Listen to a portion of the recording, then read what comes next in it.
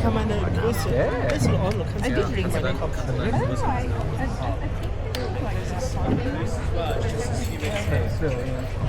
I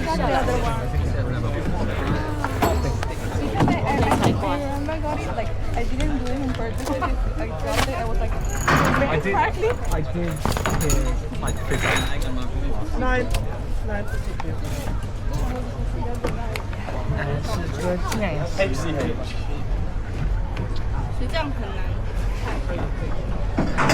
等一下，那个开始我就这还有盲台，太人可以干。No worries, thank you. Hi guys. Hi. depends on what you guys want to see. 好，那你可以收起来了。 And for me, we can just lick the face and don't go anywhere. 都收起来了啦。 Okay, so my name is Hugh. I'm going to be your tour guide for today. Hello, Just before Hugh. pushing off, a little bit of health and safety. Can we keep hands and feet inside the boat and remain seated at all times? Those are my only rules. Nice and easy. Is it anybody's first time in Cambridge today? Yeah. Awesome, almost everyone. Well, welcome guys. I hope you're having a good time so far. Yeah. My goal is to make it better. Let me know at the end if I am. Yeah.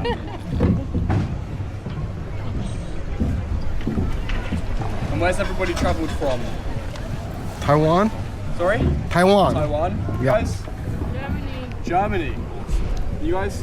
I'm from Italy. Italy. Oh, got a real mix. Yeah. Italy. Well, I'm all the way from Cambridge, so I've come a long way. You've come a long way. Very long way. 这是去意大利，他可以去威尼斯。威尼斯也有。 Perfect. So as we go around today, I'm going to tell you guys a bit about the history of Cambridge, both the university and the city. I'll explain some of the sights that we see and then have some funny stories and anecdotes on the way back as well. We should be about 45 minutes in total, although I anticipate it being quite busy on the river, so there may be some small congestion.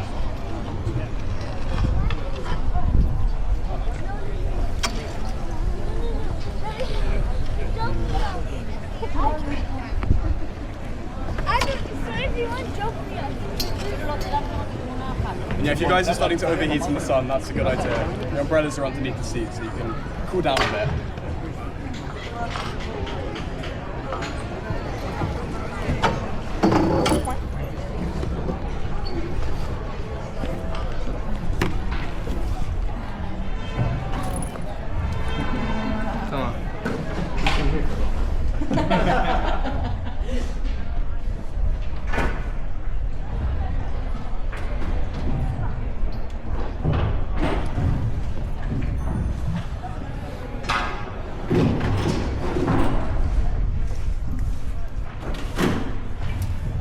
Okay, so University of Cambridge was founded in 1209. Interestingly, it was founded by scholars from Cambridge's current biggest rival university, Oxford.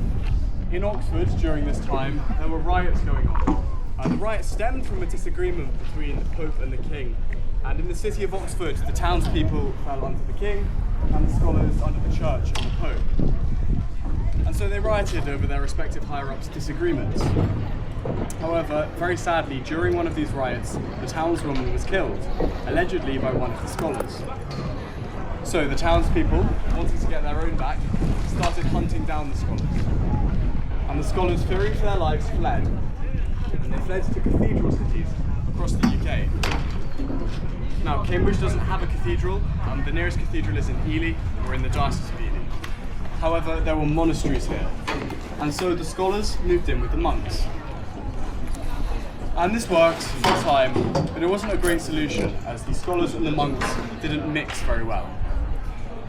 And so 75 years after the university was founded, the first college was founded. And in 1284, Peterhouse came about.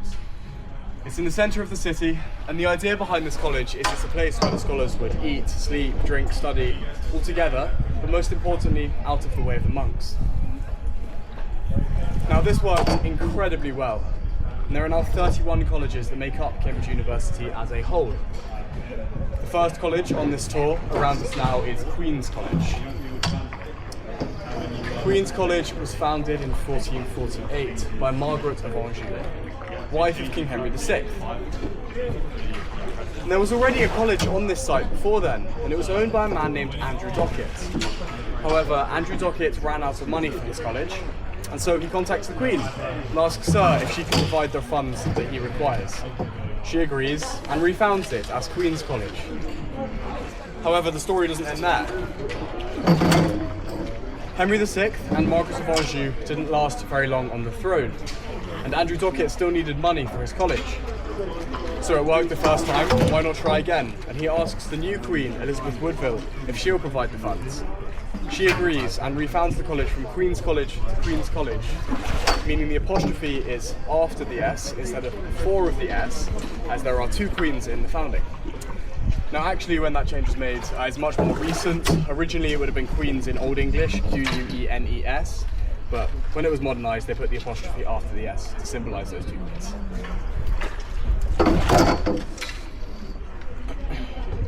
The building on my right is the Erasmus building. It's a student accommodation for Queen's College.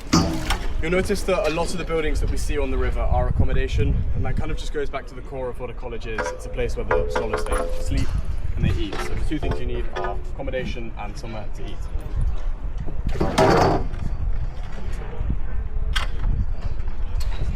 This wall here separates Queen's from their next door neighbour, which rather sweetly is King's College. And it was founded by the king husband of the first queen who founded Queen's. So this is King's College, founded in 1441 by King Henry VI. Now, King Henry had founded this college to be a finishing school for boys from Eton, a private school just outside of London he'd set up 1 year beforehand.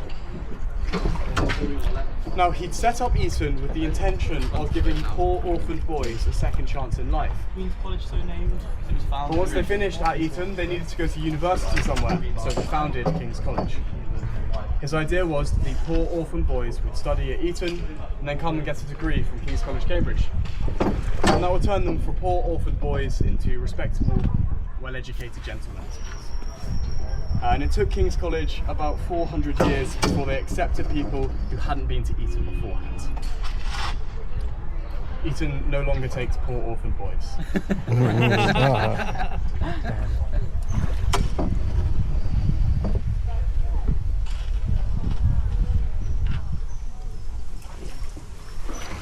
This bridge in front of us is King's Bridge. It dates to 1819. As we pass underneath this bridge, on my right will be one of my favourite views in all of Cambridge. It's slightly ruined by the removal of this tree, so you can kind of see the tops of some of it. But it's better when we go on.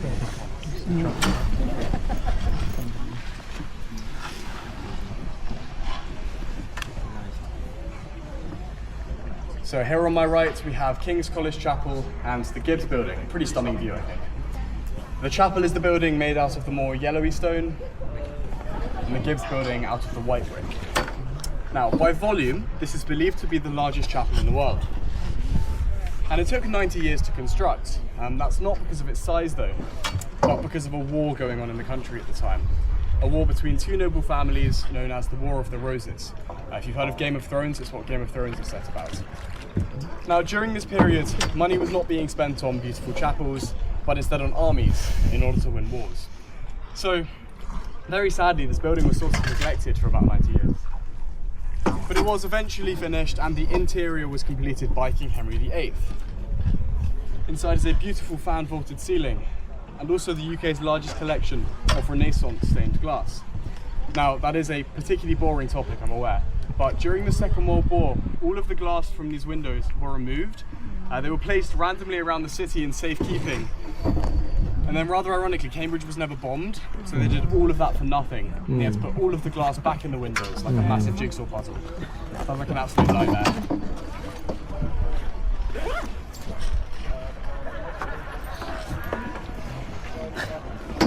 Now the painting at the altar of this chapel is also the most expensive painting sold of its time. So when sold, it was the most expensive painting. It's a Rubens called The Adoration of the Magi, and it depicts baby Jesus with three wise men. But also in this chapel there's some slightly more informal artwork. Oliver Cromwell was local to this area and he wanted to keep his troops close to home, so he kept them in this chapel. And whilst they were there, they caused a bit of damage to the walls by kind of carving their initials in and taking chips out. But the reason this chapel was so good to have his troops in is because this river essentially acted as a moat. But he had a problem, there were far too many bridges over his moat. So he destroyed all of them except the one closest to the chapel, this one in front of us. So on a bit of a technicality, this is the oldest bridge on the river.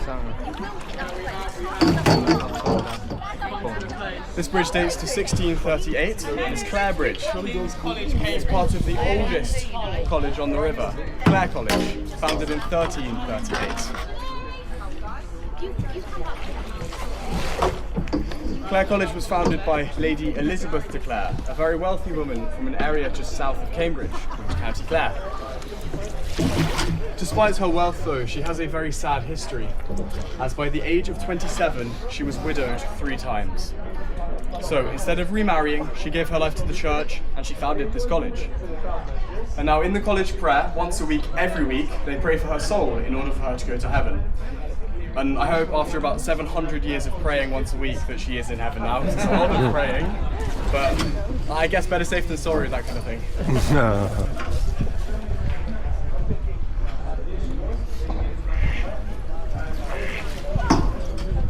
And this building on my right is the old court of Clare College. Construction began in the same year as the bridge, 1638, but it took 75 years to build. Now it took this long not because of anything particularly special, but because Oliver Cromwell was stealing the stone they were using to build this building. The stone is called Kettin stone, it's really strong, and he decided that he wanted to build a castle out of the stuff. So he stole the stone they were using for this building and built his castle instead, which speaks to Oliver Cromwell's character quite nicely.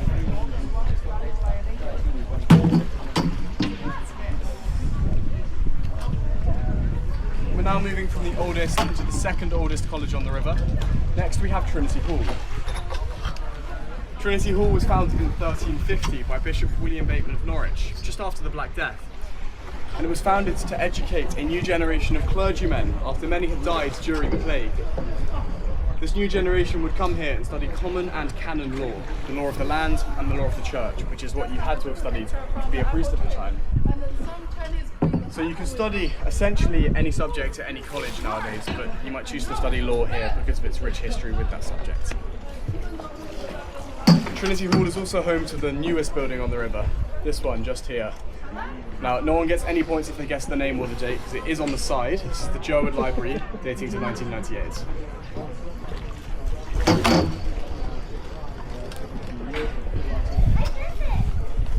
And this is the Garrett Hostel Bridge, designed in 1960. It's named after one of the oldest monastic hostels in the city from ancient times, and it separates Trinity Hall from Trinity College, rather confusingly two separate colleges. And for some reason Trinity Hall came before just Trinity. Don't ask me why.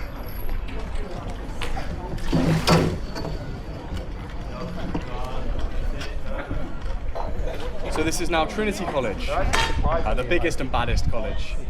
It was founded in 1542 by King Henry VIII. Now, King Henry had initially wanted to get rid of all of the colleges in Cambridge, and they disagreed with his teachings because they were Catholic and he was starting his new Church of England. But his 6th wife, Catherine Parr, reasoned with him.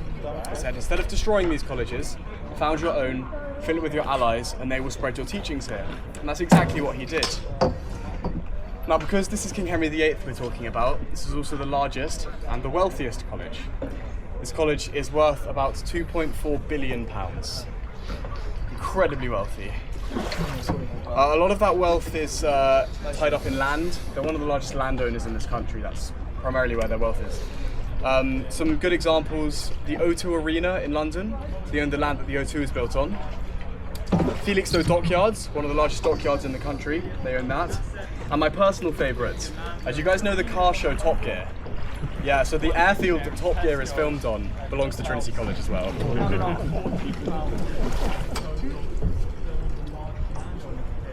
The wine in their wine cellar alone is estimated to be worth £2 million. A bit ridiculous, really.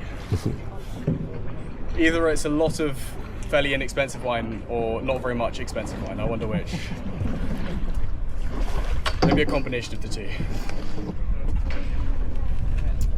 And this is the creatively named Trinity Bridge. I like to joke that basically none of the bridges on this river are named after something cool. Those are all just college name bridge. It's Trinity Bridge.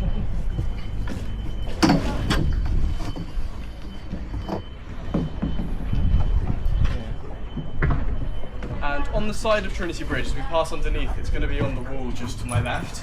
That's the crest of Trinity College, sorry. Just here. That's the crest of Trinity. So it has 3 roses. The roses are Tudor roses to symbolise King Henry VIII's relation to the Tudor family. And 3 of them for the 3 of Trinity, Father, Son, Holy Spirit, which this college is named after.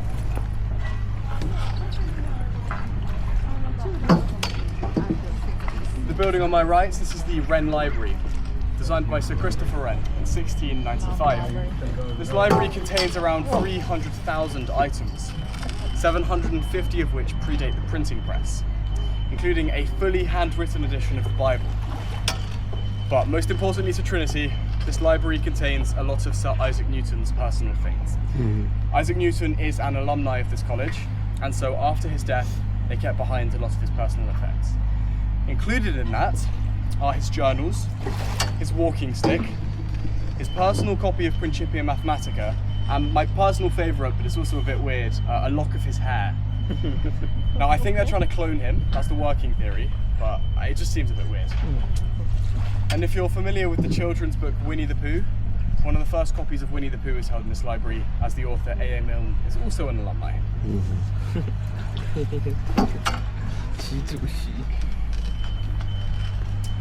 On my left here, we have St John's College, founded in 1511 by Lady Margaret Beaufort and John Fisher. Now, Lady Margaret actually died 2 years before the college was officially founded, but she left it in her will to her close friend, personal chaplain, and current chancellor of the university at the time, John Fisher, to found it using her money and in her name. This college was built on the original site of the monastic hostel, which the scholars from Oxford fled to back in 1209. Nowadays though, on my left here, we have New Court. Not so new, it was designed built even between 1825 and 1831. And this pretty impressive building is used as student accommodation. It's not a bad spot to live whilst you're at university. It's literally a castle, it's the same. I will however mention that the windows are single glazed and the heating is really bad. Freezing cold in the winter.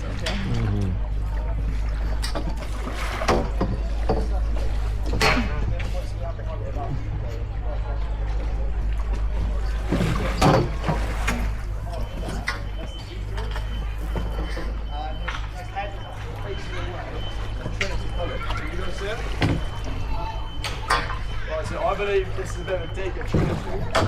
Looking away from that college to discuss. However, the architect will claim now poking its head up above the rooftops in front of us here is the second tallest building in the city, and that is the chapel of St John's College. Now, the tallest building in the city is a church found in the station and has nothing to do with the university, so this is the tallest university building.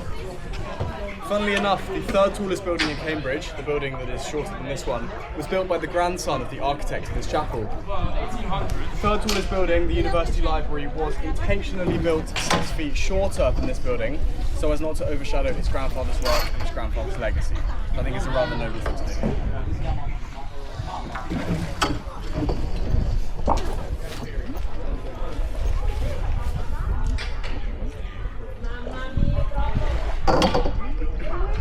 The bridge in front of us is Kitchen Bridge. It's named after Kitchen Lane, which historically ran over the top, and was built 200 years after St John's College was founded, therefore dating to 1711. There's some interesting work done in the stone along the top. On my left-hand side, holding a trident, is Neptune, god of the sea. Then on my right, holding a book, a much lesser-known figure, Father Cam. Now, Father Cam is said to keep the River Cam safe. This is the River Cam, and he is the father of it, I suppose. And then above the central arch, you have the crest of St John's College, with 2 animals on either side of it. They're horned creatures. They're known as Yales. Now, they're mythical, and they're supposedly made up of 3 different animals. It's like an antelope, a boar, and something ridiculous like an elephant. I know, it's crazy. But what they supposedly do is keep the founder of this college, Lady Margaret Beaufort, safe in the afterlife. They have them plastered all over the college. And here we have the Bridge of Sighs.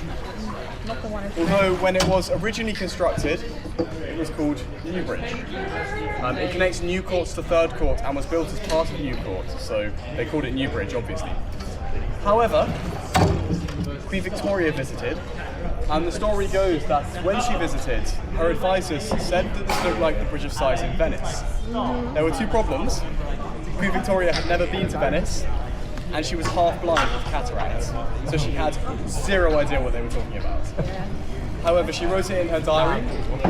Someone then read her diary and decided they should change the name of the bridge to the Bridge of Sighs to honour her visit. And ever since then, it's been known as the Bridge of Sighs.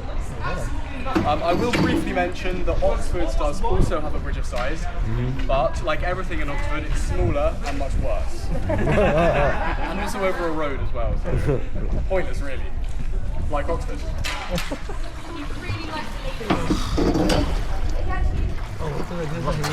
太奇巧了。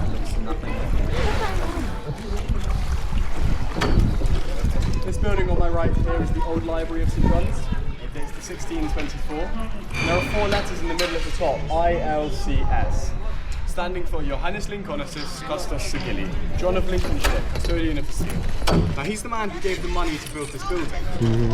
Although he made an interesting design choice by putting his maker's mark on the back of the building where no one would see it.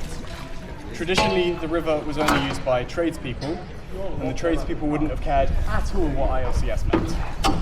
What I think he was trying to do was be humble, so his wealthy friends didn't know really how wealthy he was, and he'd managed to afford this beautiful building, so he put his bit on the back so no one knew, but I think he's just a bit crazy.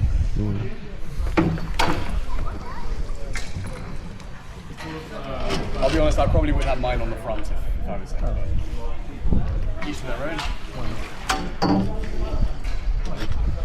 And then on my left here we have the back of St John's College, New Court.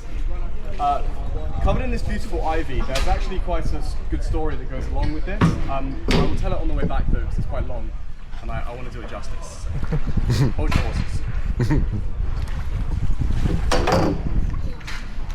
But its next door neighbour, this white brick building, Cripps building, built in the early 1970s. This again is student accommodation. It's a bit more luxurious, with heating that works and double glazed windows, and you get to look at the back of beautiful New Court as well, so it's kind of a win-win.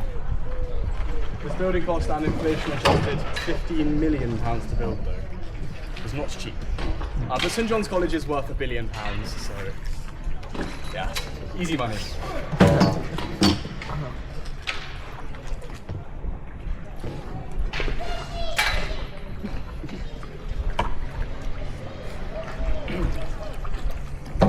We're now leaving St John's College and are entering Magdalen College.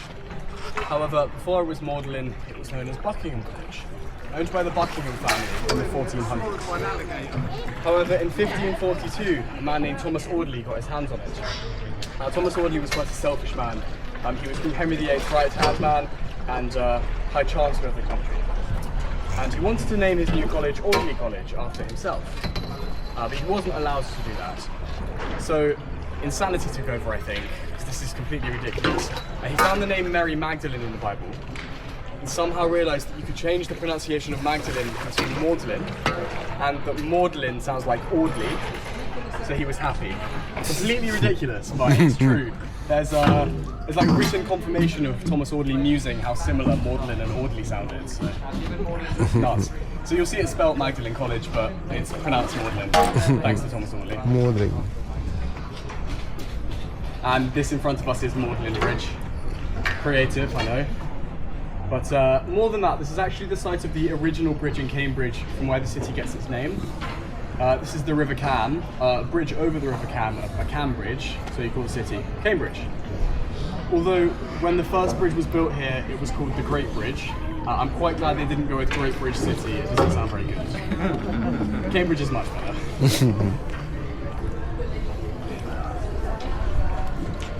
This bridge specifically was designed in 1823 by the architect Arthur Brown.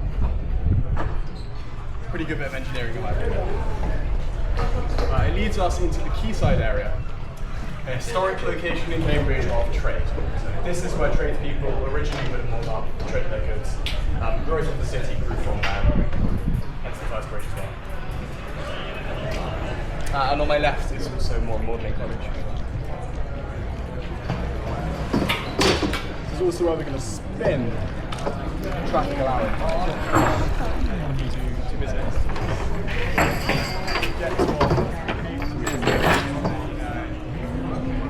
Always a bit of a dangerous game. If you fancy later, you can walk down that part of the river.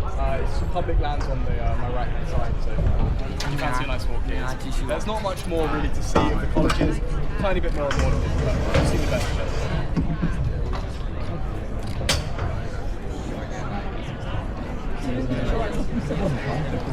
为什么？要回去 Oh, 啊？ really? 是啊。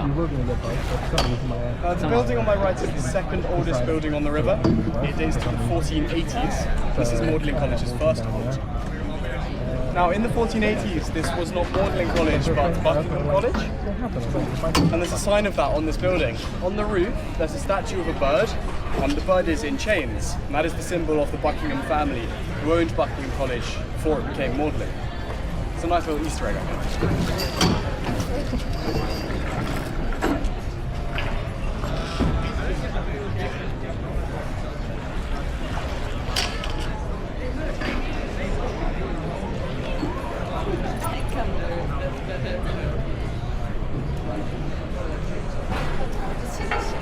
对不对？是不是眼睛对太阳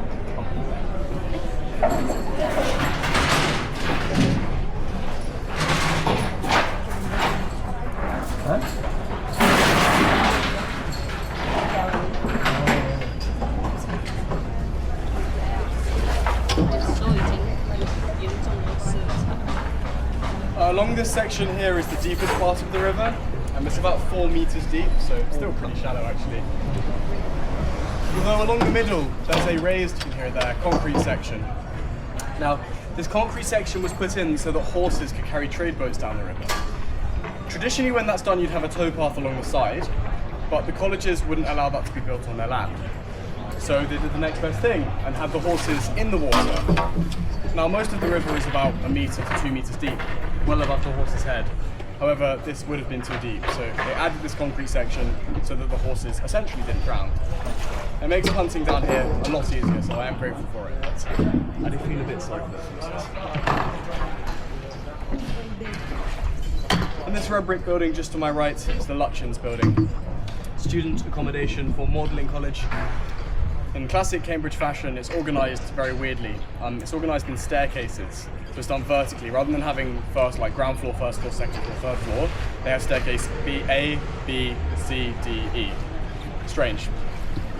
And for some reason, again, they have a different banister design in each different staircase. So every staircase looks unique. Strange, but I don't know why. Just because I think.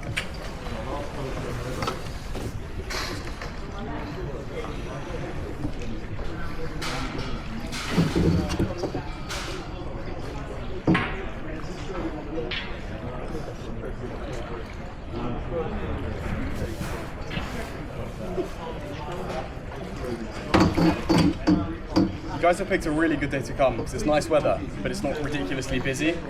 Normally when it's a sunny day and kind of in the middle of the summer holidays, it's just chock-a-block both sides down the river, but it's just quite nice. You've done well.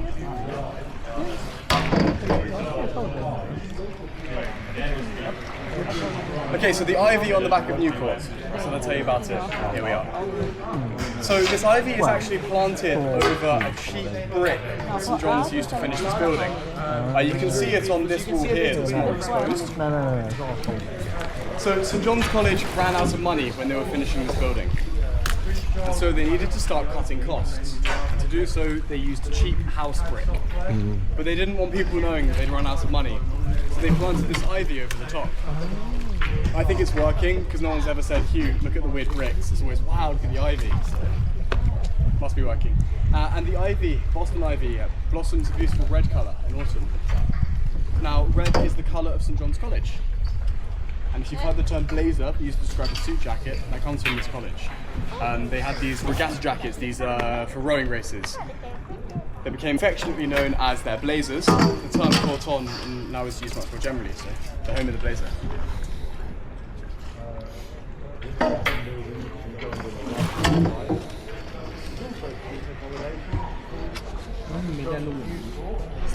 There's this small black door in the wall just off to my left.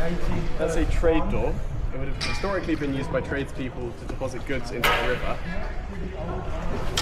However, it's home to quite a funny prank. What some alleged students did was put fire exit signs on the inside of the store and then changed all the other ones to point in this direction. So they pulled the fire alarm and some first year students, feeling a bit lost, stumble out and splash into the river. Pretty good one, I like it. There are people swimming in the river.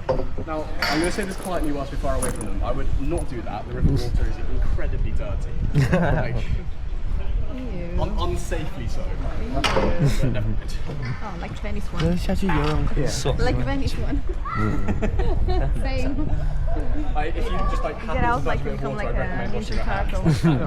Oh, lovely.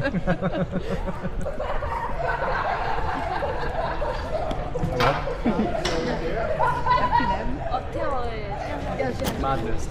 This building on my left is St John's College's third court, again used as accommodation.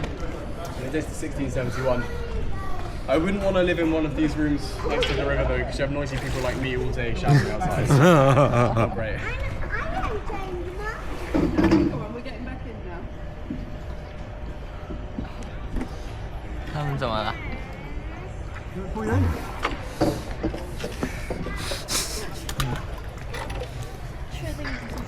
I would think so. Yeah. 他们太菜了，爬不起了。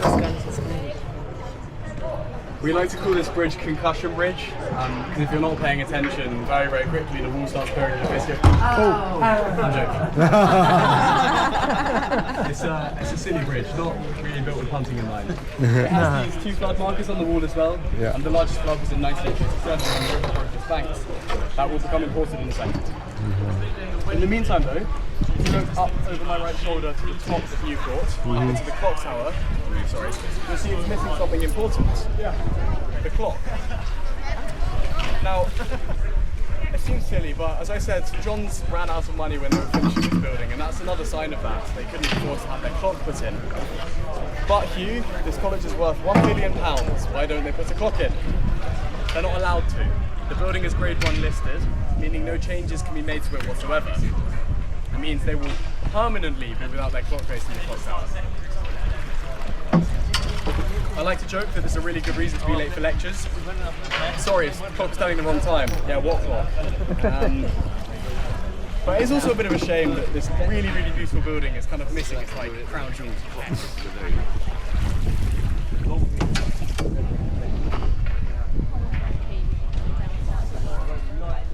It is also of historic importance that they don't have the clock though, because it goes back to a time where this now very wealthy college was bankrupt, so it's an important part of their history.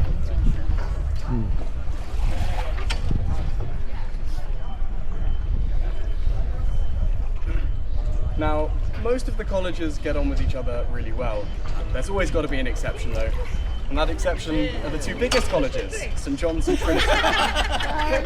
Now, this goes back to their founders, Lady Margaret Beaufort and John Fisher of St John's, and King Henry VIII of Trinity. Lady Margaret is King Henry VIII's grandmother, and she has to appoint someone to become his tutor. So she appoints John Fisher. John Fisher tutors up King Henry. Henry grows up, marries someone, decides he doesn't want to be married to her anymore. The Pope says no.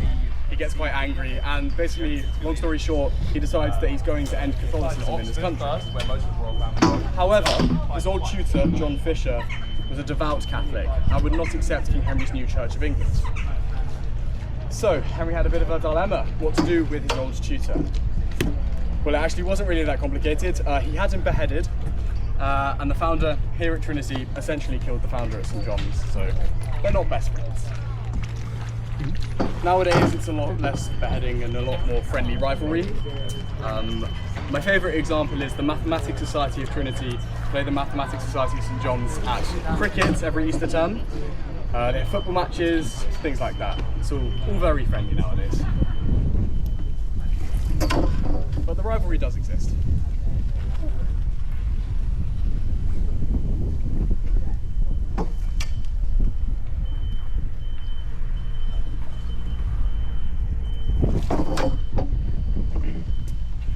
Something you wouldn't really want to build next to a river is a library. Books and water notoriously don't mix very well, yet here one stands and it looks pretty good. And that flood in 1947 must have caused some damage, right? If you look along the bottom, there is some bleaching of the stone, but no books were damaged. How is that?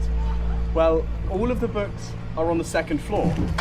The ground floor is essentially just one large courtyard. The flooding impacted nothing really. Quite a clever design. Whether or not it's intentional isn't known, but I'd like to believe it is. And the ground floor was used by Sir Isaac Newton whilst he was here to calculate the speed of sound. His method involved clapping and timing how long it took for the sound wave to bounce off the wall opposite him and come back to him. This incredibly analog method got him to around 13% error, so it's pretty good. I like to outline how good of a scientist he was. In fact, in 1665, so 4 years after he arrived, Cambridge had to close the play to finally arrive in the town. If you guys have been exploring the city of Cambridge, you might have seen an apple tree outside the front of Trinity. And someone might have lied to you and told you it was the apple tree that the apple fell on his head from. It's not true. Isaac Newton was actually at home when the apple fell on his tree at the orchard in his back garden, because we will have orchards. But it was after a second bout of the Black Death came around. Like COVID, everyone just went into lockdown, so they left university and went home. And he was sitting in his garden when apple. Sadly not outside Trinity. The building on my left here, this is Trinity College's New Court. It's again student accommodation. It was finished in 1825, which funnily enough was the year that St John's started their new court, so it's another little bit of their rivalry. But this building has quite a cool claim to fame. It housed one of this country's most famous people when he studied here, and that is the King. King Charles III studied archaeology and anthropology here at Trinity College.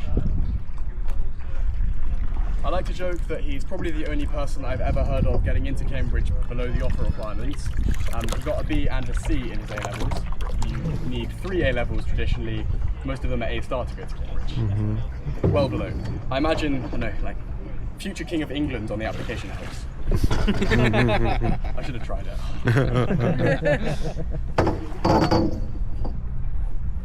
Yeah, so he lived in New Court, and of course his bodyguard had the room next door, as you do.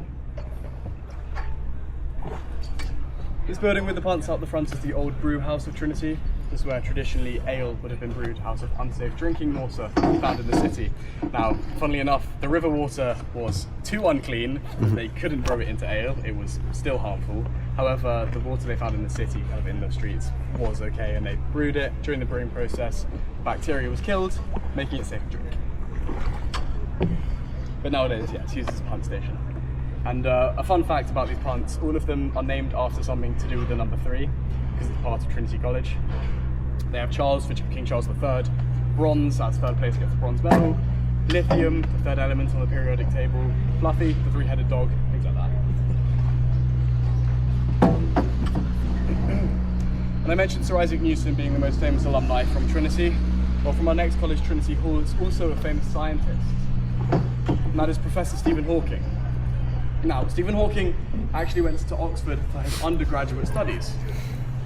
He may be forgiven though, because he came here when it mattered for his master's and research positions.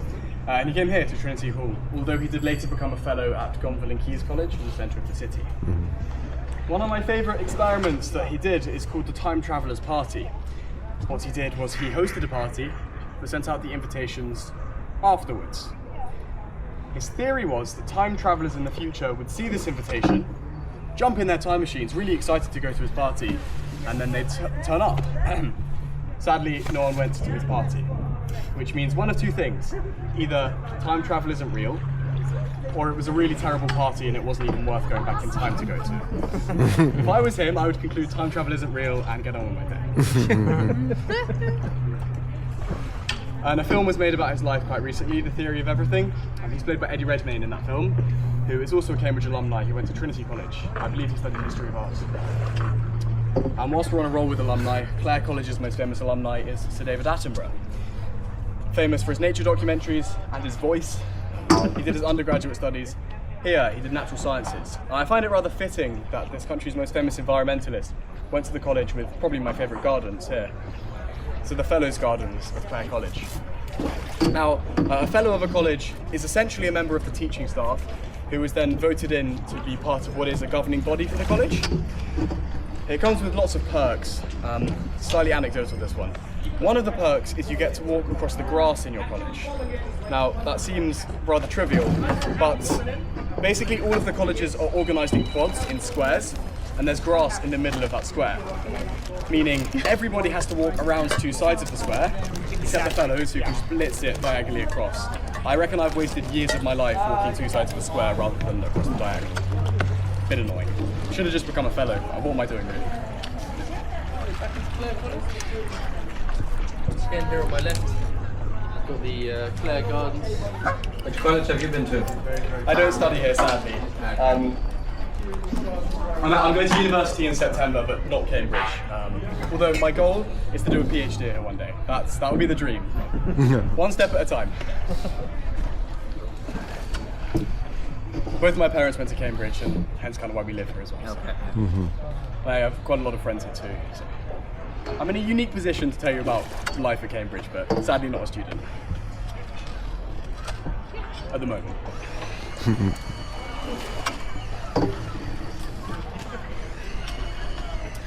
Now I mentioned that prank at St John's with the fire exit sign. That pales in comparison to the Night Climbers. Now, the Night Climbers are a secret group who allegedly, under the cover of dark, climb the ancient buildings here. Once upon a time, the Night Climbers climbed the chapel, and they brought a traffic cone up with them. They climbed to the top and put the traffic cone on top of the corner. Now the provost, or master of this college, obviously wasn't happy about that, so he had scaffolding erected in order to have this traffic cone taken down. But the Night Climbers really liked their traffic cone. So the night before the scaffolding was due to reach the top, they moved it to the opposite corner. So the scaffolding had to come down and go back up again. And the traffic cone moved again, and again, and again, and again, until eventually it was taken down. Now, as I say, whether the Night Climbers are real or not, we have no way of proving. But people do climb the buildings here. A couple of years ago, a Ukrainian flag was flown from the top of the chapel by some Night Climbers. You get Santa hats on gargoyles around Christmas time. Fun things like that. And there's a book readily available to buy about night climbing in Cambridge. The author is called Whipplesnake, which I believe is an alias for an old night climber, and it details exactly how to climb the buildings here, down to the level of footholds and handholds for the chapel. It's insane. But also very illegal, so please don't do it.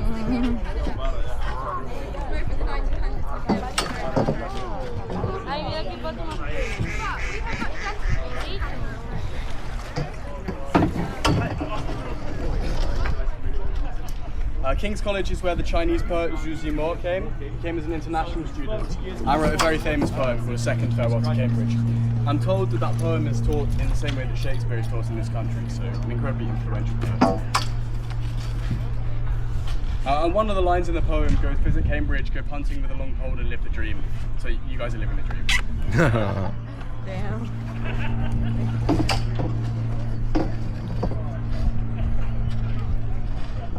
And on the left-hand side of the bridge, we have Bodley's Court. Built in the 1890s, this is student accommodation, again for King's College. This building is quite unique though. It has very large rooms. Now, the trade-off for the size of the room is you don't get a toilet.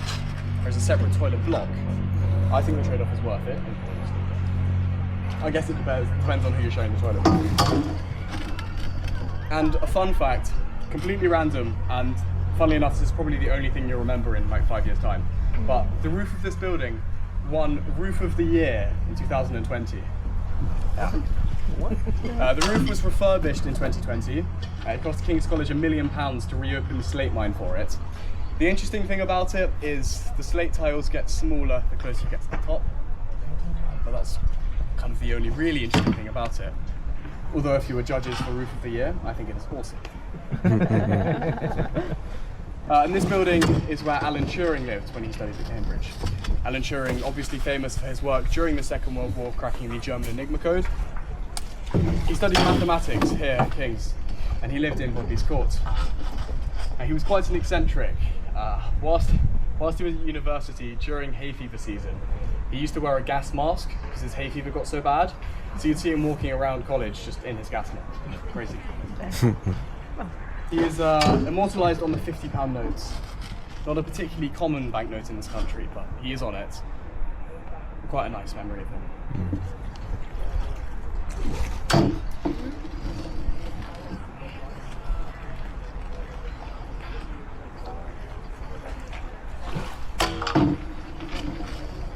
The Erasmus building, it's got a pretty interesting name. It's named after Desiderius Erasmus of Rotterdam, a theologian. Now, Erasmus is famous for his Bible translation he did whilst he was here at Cambridge, at Queen's College actually.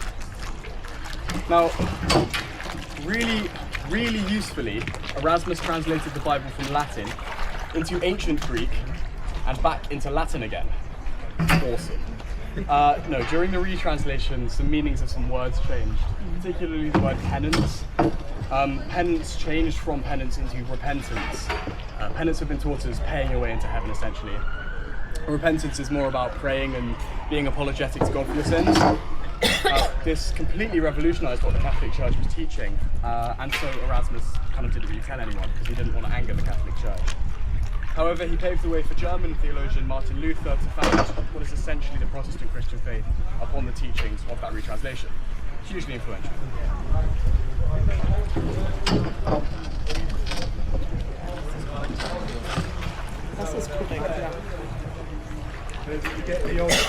In this white brick building here, Cripps Court, very similar to the Cripps building at St John's, built just 10 years after. This is again pretty luxurious student accommodation. It's got 2 squash courts, a games room, a bar, just about everything you'd need to procrastinate about doing your university work rather than actually doing it.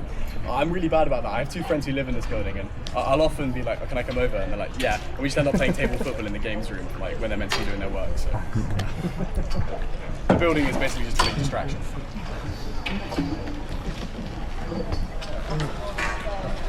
And opposite, on my left-hand side, we have the oldest building on the river. Massive juxtaposition between these two. This building dates to 1460 and is the President's Lodge. Now, the President of the college, Queen's College, is exactly the same as the Master. Basically, all of the other colleges have a Master, except Queens and Kings, and that's because a Queen and a King can't have a Master, so nor may their colleges. They have a Provost, which I think is directly taken from Eton, Kings.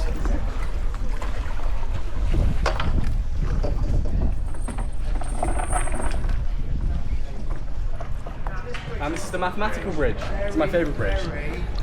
It is mathematical in nature. It uses tangential and radial trussing. So the shape follows an arc, and each straight beam is taken off a tangent and the radius for that point. So theoretically, it kind of forms like an interlocking set of straight lines, which theoretically could be self-supporting. It's a bit like that, but over and over again. It was designed in 1749 by a man named James Essex, who this building on my left, the Essex building, is named after. I love that bridge.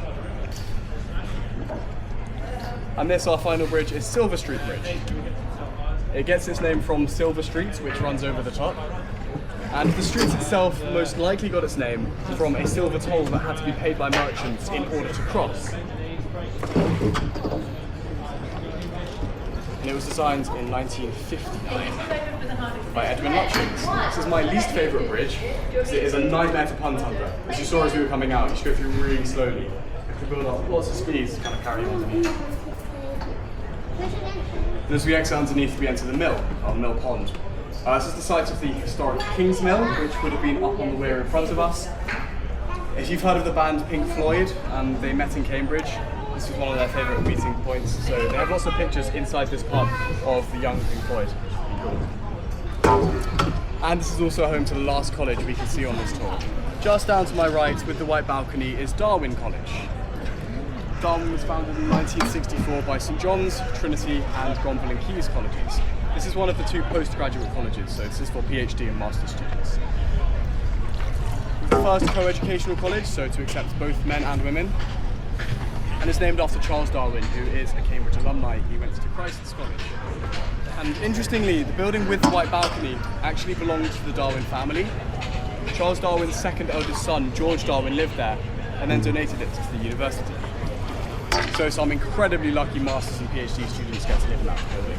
So maybe I'll apply that for my PhD. Touch wood. Then you can wave to all the boats. Yeah. That was me once. Don't worry, guys. Perfect. Here we are, safe and sound. I hope you guys enjoyed the tour. I would just remind you to keep hands and feet inside and remain seated until we're nice and alongside. Boring health and safety. Better safe than sorry, yeah.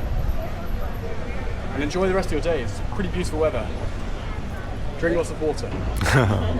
Thank you. Thank you.